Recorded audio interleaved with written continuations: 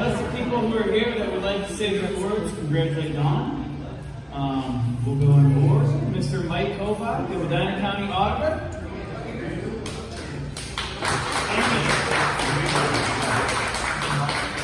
Let's have another round of applause for Megan. That was incredible.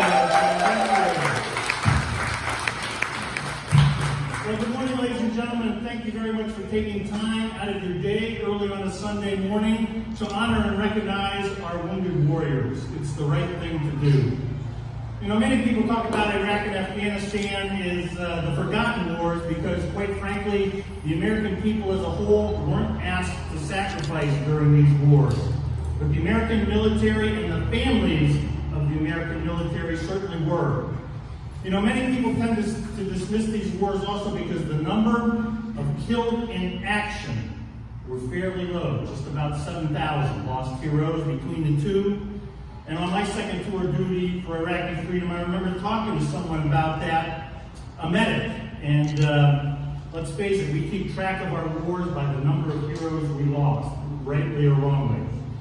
And he pointed out two things to me. First of all, the Iraq and Afghanistan wars were the first wars in our history to be fought with large numbers of civilian contractors. Statistics indicate that over 8,000 contractors lost their lives of American companies in Iraq and Afghanistan. But the larger part of our discussions, at least for today, are the wounded in action from these conflicts. In the American Civil War, for every American death, there were 2 casualties on the battlefield. In World War II, the statistics weren't much better. For every death, there were less than 3 wounded heroes in action. And in Vietnam, there weren't quite 4 wounded in action for every death on the battlefield.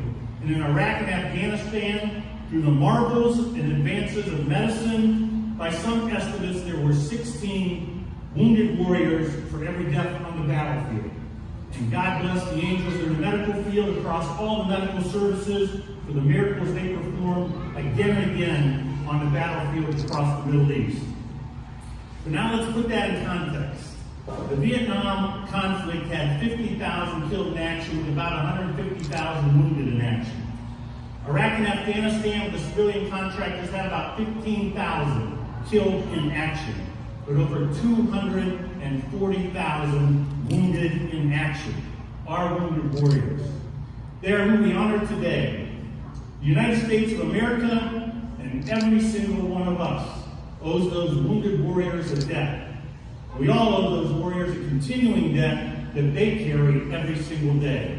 And though we can never repay that debt, events like today and organizations like the Wounded Warrior Project are one small way we can honor and remember those to whom honor and sacrifice are more than just words.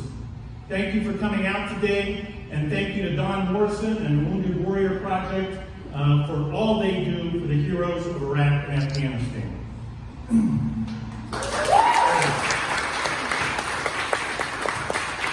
now have the privilege to hear from Cindy Parsons. She's good. Okay.